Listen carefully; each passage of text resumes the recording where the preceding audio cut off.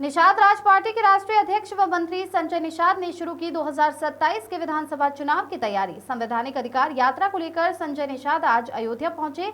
ये यात्रा circuit house से निकाली। बुलेट सवार होकर मंत्री संजय निषाद निकले। इस दौरान यातायात का नियमों का उल्लंघन किया, नहीं पहन रखा था हेलमेट। अयोध्या पहुंचे संजय निषाद ने कहा, संवैधानिक अधिकार यात्रा के चलते निषाद समुदाय के मतदाताओं को एकजुट करने के लिए निकला हूँ। उन्होंने कहा कि मैं उन्हें जगाने निकला हूं। पिछली सरकारों में निषाद समुदाय के अधिकार को संविधान में छीना है। बेईमानों ने 1994 में ओबीसी में डाल दिया था। केवल मल्लाह पिछड़ी खाएंगे खिचड़ी।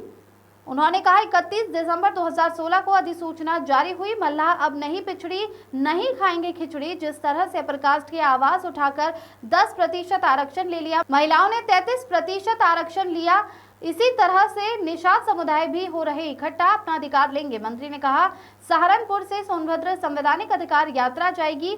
55 जिलों की यात्रा पूरी हो चुकी है। इस बीच 200 निषाद बाहुल्य इलाके, जहां पर 40,000 से 1 लाख निषादों का वोट। साले हूँ हम लोग निषाद वंश में जन्मने का कि अयोध्या, प्रयागराज और अयोध्या ऐतिहासिक धरती है। त्रेता में कभी भगवान राम के आदिवंश का निषाद राज, दोनों एक गुरुकुल में, एक ऐसा गुरुकुल था यहाँ कि जहाँ 2 कुल के लोग, निषाद राजकुल रघुकुल के पढ़ते थे। राम कूद गए, रावण को खत्म किया, निषाद राज की सेना लिया। 14 वर्ष बाद जब आए तो किसी को याद नहीं किया, गुरु निषाद राज को याद किया। अब राम राज आया था। आज 500 वर्ष राम मंदिर बना, निषाद राज की मूर्ति स्थापित हो। अतिथि भवन निषाद राज के नाम से है। 14 वर्षों के अथक प्रयास के बाद भगवान राम में वापस है। 14 वर्ष बाद हम लोगों ने आंदोलन किया, सब कुछ किया।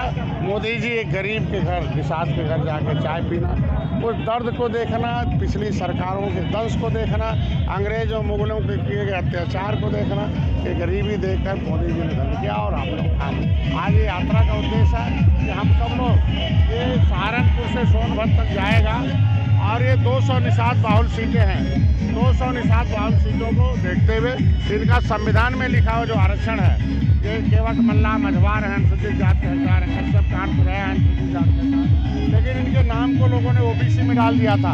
हमारे समाज के कुछ विभीषण हैं, हमारे काम के जो विभीषण हैं, उन लोगों ने सपा बसपा कांग्रेस में जाकर हमारे इस अधिकार को लुटवाया है और हम लोगों ने ओबीसी में से नाम कटवा दिया है।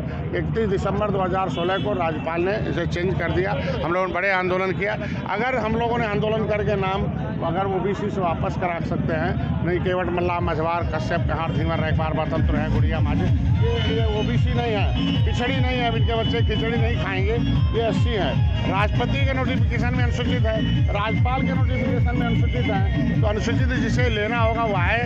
तो हमारा काम मार्गदर्शन करना है। मेरा काम एक किताब लिखा हूँ, आरक्षण के छीनने वाले जो है वो धोखेबाज कौन है, इनका एक पर्दाफाश है। तो ये इनको जगा रहा हूँ कि एक माँ जो है बच्चे को पैदा करती है, तो गोद में रखती है, लेकिन बच्चा जब तक रोता नहीं है, दूध नहीं पाता है। अगर 10% अपर कास्ट को, 33% महिलाओं को, रामचरित्र निषाद दिल्ली से आकर अगर अनुसूचित जाति से लड़ सकते हैं वहाँ मछली शहर, तो यहाँ के निषादों के बच्चों को पढ़ाई लिखाई संविधान के अधिकार में लिखा है कि केवट मल्लाह का बच्चा, कश्यप कहार का बच्चा, चमार भाई, धोबी भाई का बच्चा सरकारी पैसे से पढ़ेगा, सरकारी नौकरी करेगा। और इनकी बहन बेटी की जो सुरक्षित है, जमीन जायदाद सुरक्षित है, छीनने वाले जाएंगे जेल, नहीं होगा बेल। तो ये अधिकार मिले, जिसको लेना होगा आ गया है। मैं इनका ये मार्गदर्शक हूँ, तो इसलिए मैं सहारनपुर से सोनभद्र तक जा रहा हूँ। आज 55 दिन हो गया, 54वां दिन में हम फैजाबाद पहुँचे हैं।